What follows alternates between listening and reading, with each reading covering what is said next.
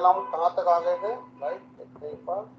कल हमने session trekking सीखा है अच्छे से, ठीक है। उसके बाद हम देखने वाले हैं सर्वलेट। तो पिक्चर के अंदर आ गई है सर्वलेट। अभी तक हमने क्या देखा था, जेएसपी। क्या देखा था अभी तक हमने, जेएसपी, है ना। और अब हम देख रहे हैं सर्वलेट क्या होती है, राइट। तो सर्वलेट हमारी सर्वर साइड प्रोग्रामिंग होती है जो वेब कंटेनर के अंदर रन करती है। वेब कंटेनर क्या है हमारा, टॉमकेट। जेएसपी के अंदर चलाने के लिए हमने क्या यूज करा था, टॉमकेट यूज करा था, राइट। हम लोगों ने यूज करा था टॉमकेट वर्जन 9, और it is a web server. क्या होता है ये, ठीक है, इंटरव्यू में ध्यान रखना, Tomcat is a web server. आप एप्लीकेशन सर्वर मत बोल देना उसको, है ना, ठीक है। ये होता है हमारा वेब सर्वर। इसका डिफॉल्ट पोर्ट क्या होता है, 8080। वेरी गुड, है ना। तो टॉमकेट एक हमारा कंटेनर है जिसके अंदर जितनी भी सर्वलेट्स है, जितनी भी हमारी सर्वलेट्स बनने वाली है और प्रोजेक्ट के अंदर आने वाली है, ठीक है। सर्वलेट क्या होती है हमारी, हम अब रिक्वेस्ट भेजते हैं जेएसपी से, और उसको कहां पर गेट करेंगे, सर्वलेट के अंदर। जितनी भी आपकी रिक्वेस्ट आएगी तो उस रिक्वेस्ट को हम कहां पर गेट करने वाले हैं, सर्वलेट के अंदर, राइट। एक तरीके से हमारा क्या हो गया है, कंट्रोलर क्लास हो गई हमारी। क्या हो गई है, कंट्रोलर। जब भी आप यूआई से रिक्वेस्ट भेजेंगे, ठीक है, जब भी आप यूआई से, मान लो आपने यहाँ से रिक्वेस्ट भेजी, तो आप कहां पर गेट होने वाली है, सर्वलेट के अंदर, राइट। एक एक करके हम देखेंगे। तो सर्वलेट पहले हम क्रिएट करते हैं। सर्वलेट को एक बार मैं आपको रन करके बताता हूँ, ठीक है। कल हमने उसकी मैपिंग नहीं करी थी इसलिए वो नहीं चल रही थी, राइट। मैं जाता हूँ प्रोजेक्ट के अंदर, ठीक है। एक सिंपल सर्वलेट, पहले जेएसपी पेज बनाता हूँ मैं, राइट। राइट क्लिक करता हूँ मैं, ठीक है। मैंने यहाँ पर बना दिया जेएसपी पेज, नाम दे देता हूँ मैं, राइट, जावा।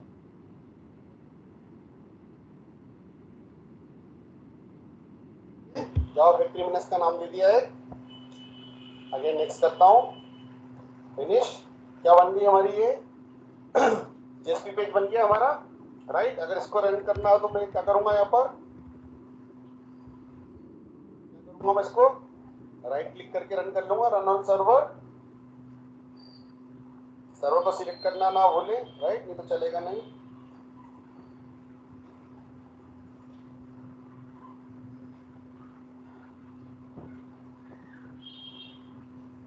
ठीक है, ये हमारी जेएसपी कॉल हो गई, राइट।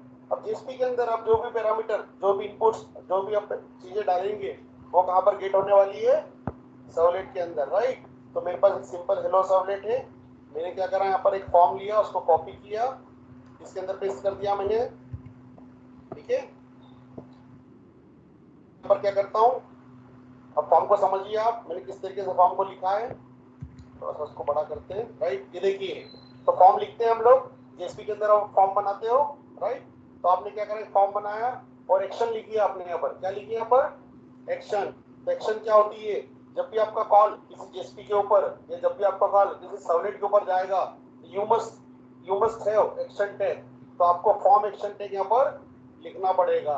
फॉर्म को आपको चालू और फॉर्म को आपको बंद करना पड़ेगा। आप एक्शन पे लिख रहे हो servlet, servlet is a folder name. क्या है सर्वलेट, फोल्डर नेम। मैं आपको बताता हूँ ऊपर करके। देखिए सर्वलेट क्या है मेरा, फोल्डर का नेम है, तो आपको फोल्डर का नाम डालना पड़ेगा। और मेरी सर्वलेट अभी क्या नाम से है, हेलो। तो हेलो को हटा के मैं कर देता हूँ यहाँ पर जावा फैक्ट्री, जावा जावा फैक्ट्री सर्वलेट नहीं किए तो मैं क्या करूंगा, उसको क्रिएट कर लूंगा। आ रहा समझ में, ठीक है। तो जावा फैक्ट्री अभी देखिए कैसे रन होने पे कैसे दिखेगा, रन ऑन सर्वर। सर्वर को सिलेक्ट करा, ठीक है। अब आपका इनपुट कुछ इस तरीके से हो गया, है ना, प्री पॉपुलेटेड। ये क्रोम का फीचर है, ये आपको डेटा को प्री पॉपुलेटेड लेके आ जाता है, ऑटो फिल कर देता है, राइट। तो आपकी जेएसपी आपने इस तरीके से बना रखी है। तो आपने ले रखा है वहां पर input tag name, input type tags, और आपने क्या कर रखा है यहाँ पर, यूजर का नेम। एक आपने फील्ड बना ली यूजर नेम, और आपने क्या करा, बटन लगा दिया इनपुट टाइप सबमिट, और बटन का नाम कर दिया क्या, क्या कर दिया आपने, गो। तो देखिए बटन का नाम गो, और ये जो नेम है ये आपका यहाँ पर प्रिंट हो रहा है, ठीक है। तो जावा फैक्ट्री नाम से आपने एक जेएसपी पेज बनाया है जिसके अंदर आपने एक टेक्स्ट फील्ड ली है, और आपने क्या कर दिया, सबमिट पे क्या कर दिया, गो। और एक्शन पे क्या कॉल होने वाला है हमारा, सर्वलेट के अंदर जावा फैक्ट्री नाम से जो आप सर्वलेट बनाने वाले हो। अब मैं इस जावा फैक्ट्री को कॉपी करता हूँ, राइट, सर्वलेट के अंदर बनाता हूँ। तो सर्वलेट के अंदर फोल्डर के अंदर अगर मुझे सर्वलेट क्रिएट करना है तो मैं राइट क्लिक करूंगा, न्यू, और क्या लिख दूंगा यहाँ पर, अदर में जाके सर्वलेट, क्या लिख दूंगा मैं, सर्वलेट। ये देखिए आ गई, वेब के अंदर फिल्टर है, लिस्टनर है और सर्वलेट है। नेक्स्ट करता हूं मैं। नेक्स्ट करने के बाद में क्लास का नाम पूछ रहा है, मतलब मेरी सर्वलेट का नाम, सर्वलेट का नाम क्या रख रहा हूं मैं, जावा फैक्ट्री। नेक्स्ट करता हूं, फिर से नेक्स्ट करता हूं और फिनिश कर देता हूं। ये हमारी सर्वलेट बन के तैयार हो गई है, राइट। अब सर्वलेट को चलाने के दो तरीके हैं, सर्वलेट को चलाने के दो तरीके हैं। अभी हम नए वाले तरीके को हटा देते हैं, राइट। ठीक है, सर्वलेट आपकी बन के तैयार हो गई। क्या नाम से आपकी सर्वलेट, जावा फैक्ट्री। और सर्वलेट बनने के बाद में इसने एक्सटेंड कर रखा है एचटीटीपी सर्वलेट को। क्या होता है हम उसको देखेंगे, है ना। एचटीटीपी सर्वलेट क्या होता है, सर्वलेट क्या होती है, जेनरिक सर्वलेट क्या होती है, एक एक करके हम स्टेप बाय स्टेप उसको देखने वाले हैं। अब सर्वलेट के अंदर याद है हमने कल देखा था, एक मेथड होती है सर्विस। सर्वलेट के अंदर तीन मेथड होती है, इनिट, सर्विस और डिस्ट्रॉय।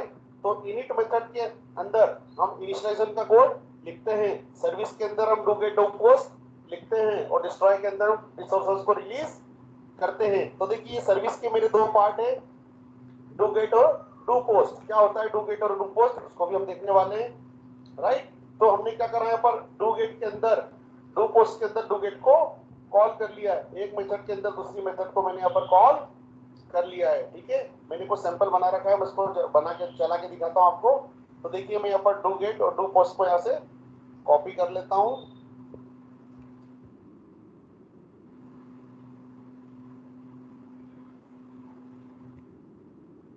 ठीक है, तो मैंने यहाँ पर क्या करा, अब देखिए फिर से समझते अपन ऊपर से।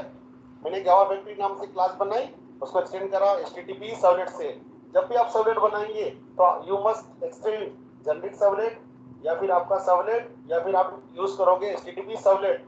और हम हाइपरटेक्स्ट ट्रांसफर प्रोटोकॉल यूज करते हैं किसी वेब एप्लीकेशन को बनाने के लिए, तो हम लोग हमेशा यूज करेंगे एचटीटीपी सर्वलेट। जितनी भी बार आप सर्वलेट बनाओगे तो आपको एक्सटेंड करना पड़ेगा एचटीटीपी सर्वलेट को। और आपने क्या करा यहाँ पर, डू गेट डू पोस्ट के अंदर डू गेट को कॉल कर लिया। ये देखिए डू गेट के अंदर डू पोस्ट को कॉल कर लिया है। ये क्यों करा हमने, ये देखते हैं हम। तो जब भी आप यूजर, जब भी आप मेथड के यहाँ से, आप जब एक्शन के बाद में लिखेंगे मेथड गेट और पोस्ट, जब भी आप लिखेंगे यहाँ पर से दो पैरामीटर जाते हैं, गेट और पोस्ट। तो जब जब आप गेट डालोगे यहाँ पर, तो आपको आपका सोरोलॉजिक किस मेथड के अंदर लिखना पड़ेगा, गेट के अंदर लिखना पड़ेगा। जब जब आप यहाँ से पोस्ट डालोगे, क्या डालोगे आप यहाँ से, पोस्ट डालोगे, तो आपको आपका सोरोलॉजिक किसके अंदर लिखना पड़ेगा, पोस्ट मेथड के अंदर लिखना पड़ेगा।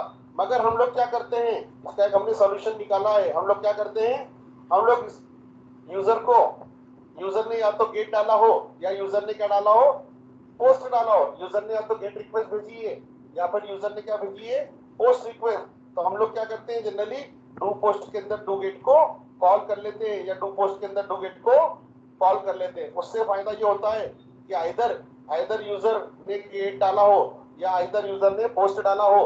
ठीक है, तो हम क्या करते हैं, दोनों सिचुएशन में उसको यहाँ पर हैंडल करने वाले हैं। ठीक है, तो सबसे पहले मैंने जेएसपी का पेज बनाया, सिंपल पेज बनाने के बाद मैंने एक्शन लिखी। एक्शन के अंदर मैंने सर्वलेट फोल्डर के अंदर जावा फैक्ट्री नाम से एक सर्वलेट बनाई, मेथड डाल दी मैंने गेट और पोस्ट। ठीक है, व्हाटएवर जो भी है, और मैंने यहाँ पर नेम और यहाँ पर सबमिट बटन दबाया। जैसे मैंने सबमिट बटन लगाया तो मेरी रिक्वेस्ट जो यूआई से यहाँ से कहाँ पर आ जाएगी, मेरी रिक्वेस्ट इस सर्वलेट के अंदर आने वाली है। कैसे आने वाली है, उसके लिए हम मैपिंग क्रिएट करते हैं। ठीक है, इसकी मैपिंग कहाँ होती है, इसकी मैपिंग होती है हमारी वेब ऐप फोल्डर के अंदर। वेब ऐप के अंदर आप जाएंगे, वेब आइनर, और वेब आइनर में मिलेगा आपको वेब डॉट एक्सएमएल। इसको हम डिप्लॉयमेंट डिस्क्रिप्टर भी कहते हैं, डिप्लॉयमेंट डिस्क्रिप्टर। जैसे आप वेब डॉट एक्सएमएल में, ठीक है, क्लिक करोगे तो यहाँ पर आपको टैग आएंगे। ठीक है, एक टैग आएगा आपका सर्वलेट का नेम। क्या आएगा आपका, सर्वलेट का नेम। देखिए सर्वलेट टैग के अंदर आप क्या लिखोगे, सर्वलेट का नेम और सर्वलेट की क्लास। इसको थोड़ा सा टिक करता हूं मैं समझने के लिए। ये देखिए सर्वलेट का नेम और सर्वलेट की क्लास। हमको मैपिंग करना पड़ेगी, यहाँ पर क्या करना पड़ेगी, कि कौन सी जेएसपी के लिए कौन सी सर्वलेट कॉल होगी, उसके लिए हम क्या करते हैं यहाँ पर मैपिंग करते हैं। तो देखिए मैंने यहाँ पर लिखा सर्वलेट का नेम, सर्वलेट की क्लास, सर्वलेट की क्लास कहाँ पर है, सर्वलेट नाम के फोल्डर के अंदर हेलो वर्ल्ड। ठीक है, अब क्योंकि हमने एक नया सर्वलेट बनाया जावा फैक्ट्री के नाम से, तो मैं किसकी मैपिंग कर दूंगा यहाँ पर, जावा फैक्ट्री की। ठीक है, जावा सर्वलेट कौन सी है हमारी, सर्वलेट का नाम तो हमने जावा फैक्ट्री रख दिया है, और सर्वलेट कौन सी हमारी, सर्वलेट डॉट जावा फैक्ट्री। देखिए कंट्रोल क्लिक करूंगा मैं सीधे उसके ऊपर, सर्वलेट के ऊपर चले जाऊंगा। अब ये मैपिंग करने के बाद में सर्वलेट टैग के अंदर आप लिखोगे, और लिखने के बाद में आपका इसका यूआरएल पैटर्न भी आपको लिखना पड़ेगा। तो आप क्या करोगे, यूआरएल पैटर्न उसका डालोगे, राइट। तो यूआरएल पैटर्न के लिए क्या करना पड़ेगा आपको, एक टैग यूज करना पड़ेगा, दैट इज सर्वलेट मैपिंग। एक टैग यूज करा हमने सर्वलेट, और दूसरा टैग हमने यूज करा सर्वलेट मैपिंग। कंट्रोल वी करा मैंने, और जावा यहाँ पर कौन सा था हमारा, जावा। अब यूआरएल पैटर्न क्या बनने वाला है, सर्वलेट के अंदर जावा फैक्ट्री। अब चला के देखेंगे उसको, डिप्लॉयमेंट डिस्क्रिप्टर पे हमने चेंज करा है, तो आपको सर्वर को रिस्टार्ट करना पड़ेगा, राइट। कौन सी जेएसपी थी हमारी, Java factory, this one. Right click करूंगा मैं, run as, run on server, restart.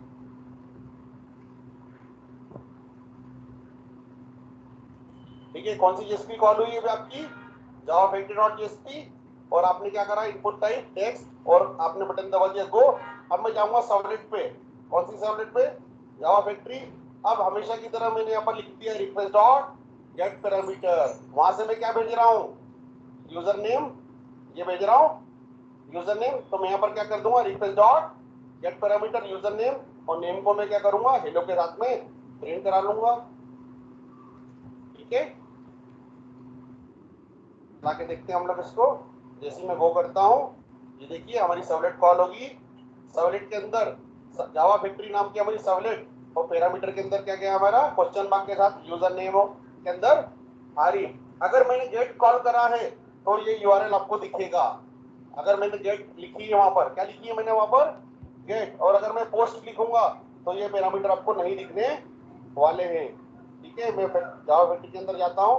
अब यहाँ पर क्या कर देता हूँ, पोस्ट, गेट और पोस्ट का डिफरेंस हम आगे देखेंगे भी। कंट्रोल एस करा मैंने, वापस से गया, क्योंकि मैंने जेएसपी में चेंज करा है तो मुझे सर्वर स्टार्ट करने की जरूरत नहीं है। रिफ्रेश करता हूं मैं, और देखिए मैंने वापस से आरिफ को पेस्ट करा। सेकंड स्टार्ट करते हैं हम लोग।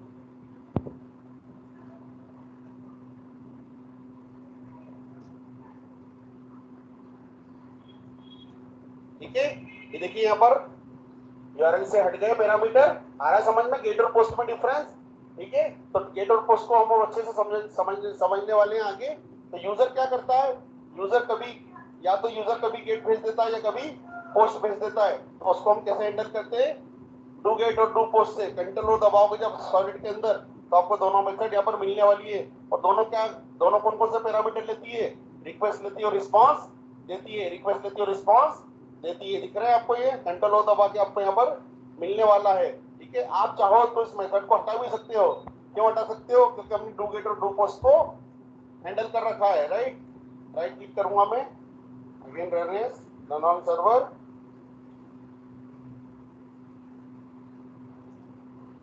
ठीक है, अभी मैंने देखिए वहां से मेथड हटा दिए, तो उसने क्या करा, यहाँ पर पैरामीटर को लेना चालू कर दिया है। अगर मैं यहाँ पर कर देता हूँ पोस्ट, मैं आपको एक सिंपल डेमो बना के बताता हूँ। ठीक है, राइट क्लिक करेंगे, new dynamic web project, JSP में भी आप यही करते थे। क्लिक किया मैंने, प्रोजेक्ट का नाम लिख दिया मैंने जेएसपी प्रोजेक्ट, समझ में, सर्वलेट नाम का एक प्रोजेक्ट लिया मैंने, नेक्स्ट किया, नेक्स्ट करता हूं मैं। और देखिए यहीं पर आपको ऑप्शन आता है generate web dot XML deployment descriptor. आ रहा है समझ में? तो जनरेट जैसे आपने दूसरा तीसरा क्लिक किया और आपको यहाँ पर एक ऑप्शन आ जाएगा जनरेट वेब डॉट एक्सएमएल, और आप क्या कर दोगे इसको फिनिश। ठीक है, ये आपका सर्वलेट नाम का एक प्रोजेक्ट बनके तैयार हो गया है। फिर मैं क्या करूंगा इसके अंदर, सबसे पहले क्या बनाऊंगा सबसे पहले जेएसपी। तो वेब डॉट एक्सएमएल के अंदर गया मैंने जेएसपी क्रिएट करी। यही आप एक एक बार सब बना के देखेंगे आज। ठीक है, जेएसपी पेज बनाया मैंने और जेएसपी में मैंने लिख दिया यहाँ पर हेलो, नेक्स्ट किया, फिनिश, जेएसपी बन के तैयार हमारी, राइट। अभी एरर दे रहा है, ये एरर बोल रहा है कि आप जार फाइल डालो उसके अंदर javax.servlet.http.servlet। तो आपको क्या करना पड़ेगी, जार फाइल इसके अंदर डालना पड़ेगी। बिल्ड पाथ पे जाएंगे, configure build path, libraries, class path, और आप कर दोगे यहाँ पर 1 सेकेंड, आप ले लोगे यहाँ से कौन सी जार, javax.servlet API 4.0.1। आप इसको ओपन करके यहाँ पर अप्लाई करेंगे तो देखिए आपकी एरर जाने वाली है। अगर नहीं जाती है एक बार में तो आप करोगे control A, control x, control we, control S. ठीक है, कंटेंट को हटा के आप वापस से इसके अंदर डाल सकते हैं। हेलो डॉट जेएसपी बन चुकी है मेरी। अब मैं क्या करूंगा, वापस से जो हेलो जावा फैक्ट्री के अंदर कंटेन है ना हमारी जेएसपी फाइल के अंदर, उसको मैं क्या करने वाला हूँ, यहाँ पर पेस्ट करने वाला हूँ। ठीक है, आ रहा है समझ में? जेएसपी हमारी बनके तैयार। हमने एक नया प्रोजेक्ट क्रिएट करा, dynamic web project, web dot XML deployment descriptor को हमने क्या करा, सिलेक्ट किया, और मैंने जेएसपी पेज हमारा बनेगा हमेशा की तरह वेब डॉट वेब ऐप के अंदर। ठीक है, आप उसको कहीं और मत डालिएगा, नहीं तो रन नहीं होगा, एग्जीक्यूट नहीं होगा। ठीक है, उसके बाद में अब मैं बनाता हूँ सेकंड, हमने क्या बनाया था, सर्वलेट, राइट। जेएसपी पेज के अंदर सर्वलेट हमारी कहां पर थी, जावा सर्वलेट। ठीक है, जावा के अंदर अब मैं बनाता हूं एक फोल्डर, क्या नाम का, सर्वलेट। समझ में? मैं करता हूं उसको फिनिश। अब सर्वलेट के अंदर क्या बनाऊंगा मैं, सर्वलेट बनाऊंगा। सर्वलेट के अंदर क्या बनाऊंगा मैं, सर्वलेट क्या नाम से बनाऊंगा मैं, हेलो। ठीक है, नेक्स्ट, फिनिश। अब देखिए मैंने यहाँ पर क्या किया, सर्वलेट बनाई। अभी नया नया तरीका समझो आप। आजकल हमारे टाइम पे क्या होता था, जेएसपी में ये वाला टैग सर्वलेट के अंदर नहीं आता था, तो आप ये यूआरएल से भी क्या कर सकते हो, सर्वलेट को डायरेक्ट कॉल कर सकते हो, राइट। हेलो से अब मैं इसका दोनों तरीका बताऊंगा आपको, इस तरीके से भी कॉल करना और डिप्लॉयमेंट डिस्क्रिप्टर के थ्रू भी कॉल करना, राइट। तो हेलो डॉट जेएसपी पे मैंने लिख दिया है यूजर नेम, पोस्ट और सर्वलेट। अब मैं जाता हूँ जावा फैक्ट्री के कोड के अंदर और डोगेट और डूम पोस्ट को क्या कर लेता हूँ, वापस से कॉपी कर लेता हूँ। ठीक है, हेलो डॉट जावा में आके मैं डोगेट और डूम पोस्ट के अंदर पेस्ट कर देता हूँ, राइट। होने वाला है आपकी सर्वलेट इसी नाम के साथ में क्या होने वाली है, कॉल होने वाली है। तो आप हेलो डॉट जेएसपी पे जाएंगे, 1 सेकेंड, आप जाएंगे हेलो डॉट जेएसपी के अंदर। ठीक है, और आप क्या कर देंगे, यहाँ पर उस यूआरएल पैटर्न का नाम डाल देंगे। यहाँ पर क्या डाल देंगे, यूआरएल पैटर्न का नाम डाल देंगे। क्या था यहाँ पर, हेलो के अंदर स्लैश हेलो। तो क्या कॉल कर रहे हैं हम लोग, हेलो के अंदर से पोस्ट के अंदर हेलो। आपकी मैपिंग है, क्या है, एक्शन कॉल हो रही है। और एक्शन कौन सी कॉल होगी आपकी, यहाँ पर ये वाली एक्शन कॉल होने वाली है, राइट। तो चला के देखेंगे हम लोग।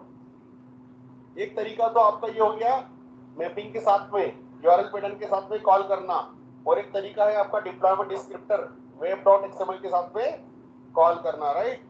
अब मैं इस प्रोजेक्ट को हटा दूंगा क्योंकि हमारा नया प्रोजेक्ट कौन सा होने वाला है, सर्वलेट वाला।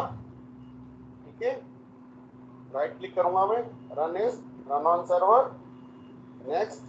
आ गया हमारा सर्वलेट नाम का प्रोजेक्ट।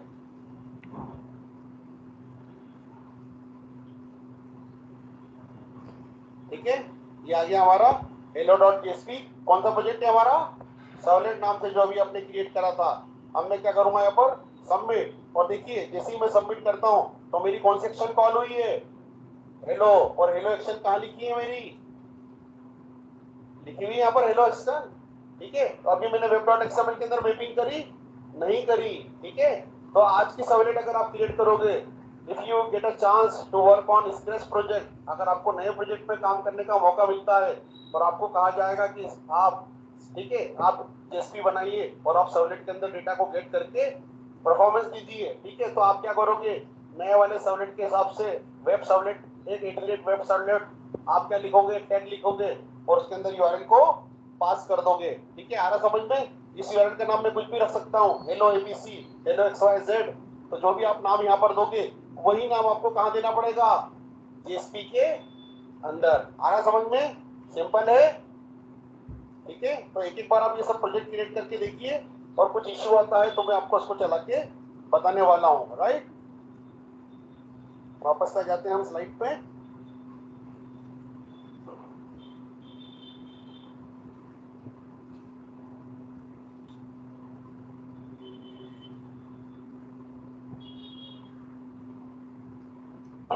ठीक है, अब देखते हैं हम लोग रिक्वेस्ट किस तरीके से आती है।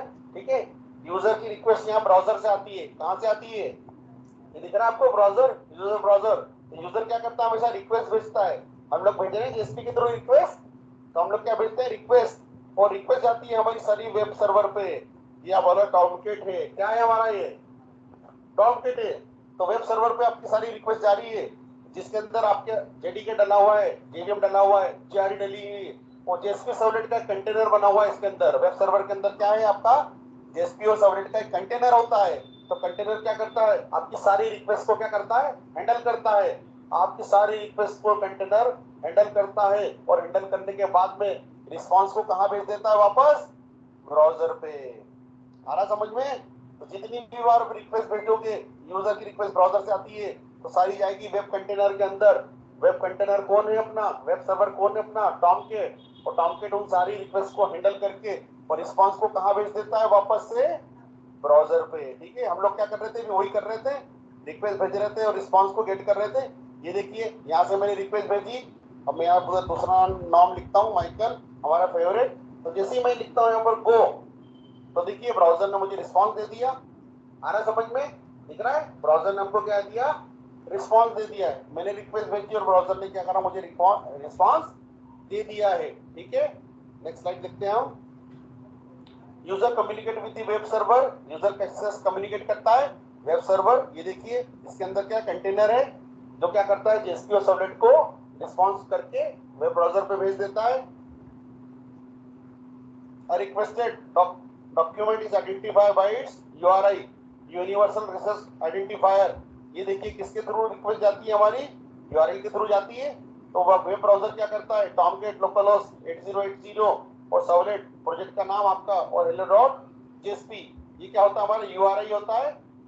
हमने देखा था यूआरआई यूनिफाइड रिसोर्स आइडेंटिफायर, और यूआरएल दिखा था हमारा, कौन सा था यूआरएल, लोकलहोस्ट 8080 हमारा क्या आता है, यूआरएल होता है। और ये हमारा क्या होता है, यूआरआई, जैसा कि हम पहले देख चुके हैं जेडीबीसी के अंदर।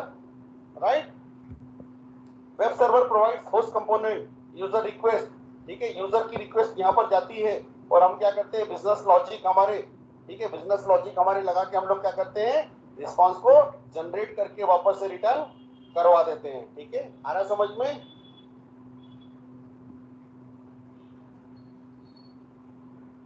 ठीक है, फिर जेएसपी सर्वलेट क्या करता है, जैसे आपकी रिक्वेस्ट जाती है तो सर्वर क्या करता है, डायनामिकली जनरेट, जितना भी आपका आउटपुट है, जितना भी आपका रिस्पॉन्स है, उसको क्या करता है, डायनामिकली जनरेट करके आउटपुट के साथ में भेज देता है, रिस्पॉन्स एज ए रिस्पॉन्स। ठीक है,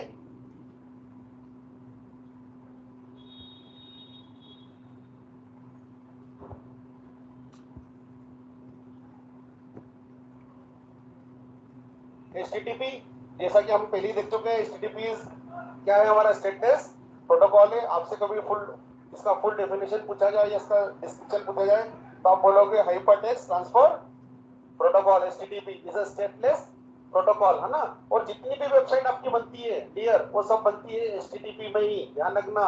जितनी भी आप वेबसाइट खोलोगे होती है, ये देखिए एचटीटीपी, है ना। मैं इस पे जाता हूँ, HTTP S for secure, S for क्या होता है, सिक्योर होता है। ठीक है, ये देखिए एचटीटीपीएस आ रहा समझ में? यहाँ पर क्या है HTTPS। तो हम लोग जब भी वेबसाइट बनाते हैं तो हमारी वेबसाइट के आगे प्रीफिक्स क्या होने वाला है? HTTP। क्या होने वाला है हमारा? HTTP, right. यहाँ पर देखिए लॉगिन जेएसपी है, जैसा कि अभी हमने देखा है हेलो के अंदर एक hello.jsp बनाई हमने, तो हमारा यूआरएल गया और यूआरएल से क्या हुआ? सर्वलेट कॉल हुई और सर्वलेट से कॉल होकर हमारा क्या आ गया? यहाँ पर रिस्पॉन्स आ गया है, राइट। सर्वलेट का वर्जन 2.4 यहाँ पर दिया गया है, मगर हम लोग लेटेस्ट वर्जन यूज कर रहे हैं। यहाँ पर हम लोगों ने अभी ये प्रोजेक्ट क्रिएट करा था, राइट। तो ये क्या है? सर्वलेट का लेटेस्ट वर्जन है। क्यों लेटेस्ट है? तो इसके अंदर देखिए हमारी टैग वगैरह भी हम लोग आईडी कौन सा यूज कर रहे हैं? लेटेस्ट यूज कर रहे हैं इक्लिप्स का। तो ये सर्वलेट भी हमारी क्या होने वाली है? लेटेस्ट वर्जन की होने वाली है, राइट। अब सर्वलेट को किस तरीके से लिखते हैं वो भी अपने सीखा है।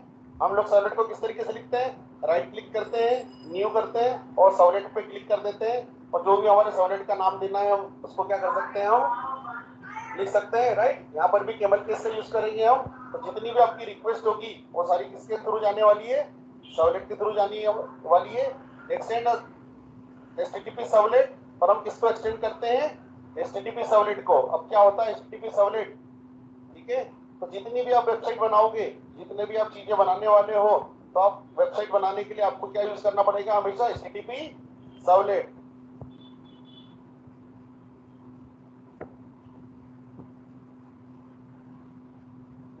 वन सेकेंड, मैं आपको जार फाइल भी दिखाता हूँ उसकी। बिटपाथ कॉन्फ़िगर,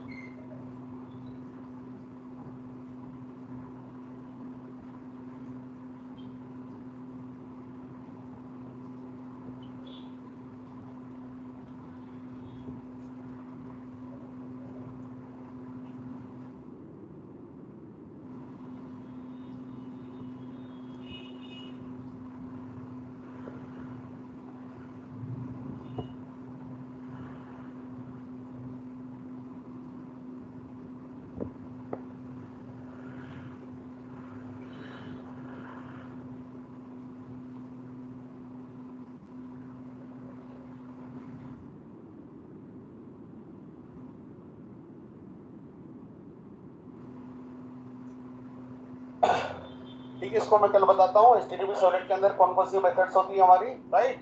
तो हमको हमेशा जब भी वेबसाइट बनानी है HTTP प्रोटोकॉल के साथ में, तो हम लोग यूज करने वाले हैं HTTP सर्वलेट।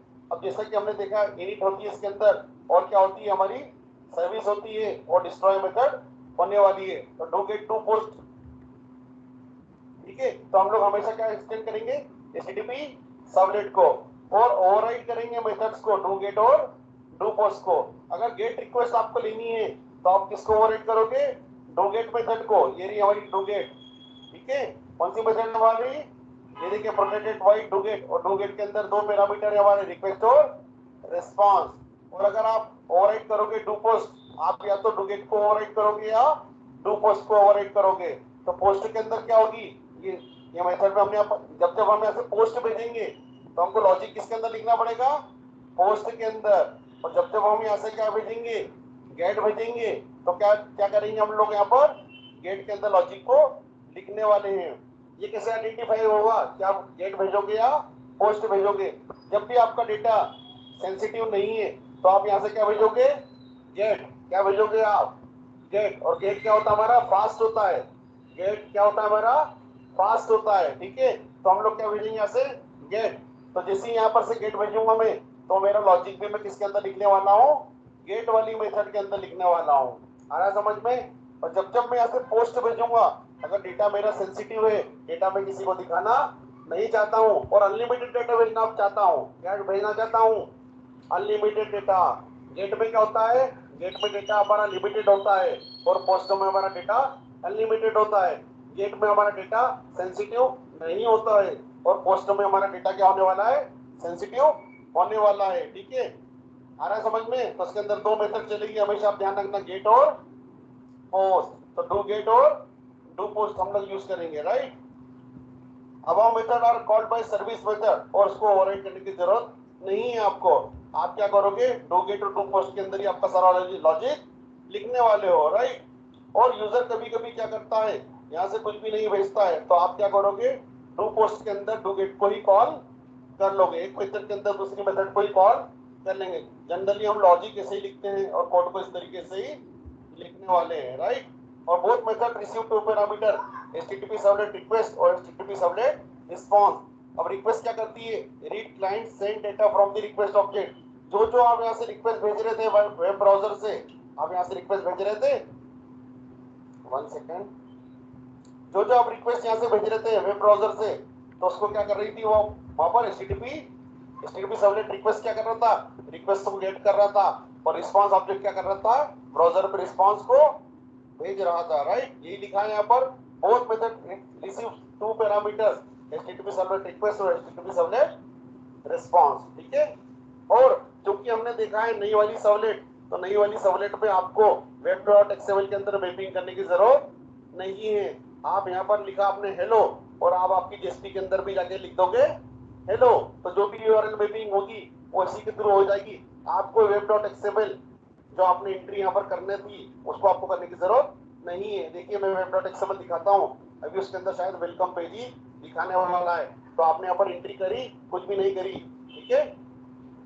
थोड़ा सा और आगे बढ़ते हैं हम लोग। हेलो वर्ल्ड नाम के सर्वलेट बना चुके हैं ऑलरेडी, ठीक है।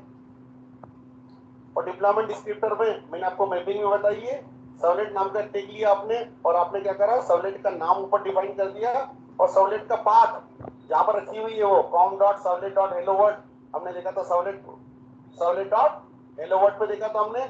और मैपिंग के अंदर हमने क्या कर दिया, यूआरएल पैटर्न डाल दिया है, और यूआरएल पैटर्न के अंदर हमने क्या डाला, हेलो वर्ल्ड नेम सर्वलेट का नाम और सर्वलेट और हेलो वर्ल्ड, ठीक है। आ रहा है समझ में। और web.xml को हम डिप्लॉयमेंट डिस्क्रिप्टर भी कहते हैं, ठीक है। डन कर रहे हैं हम लोग, कल इसको वापस से रिपीट कर लेंगे,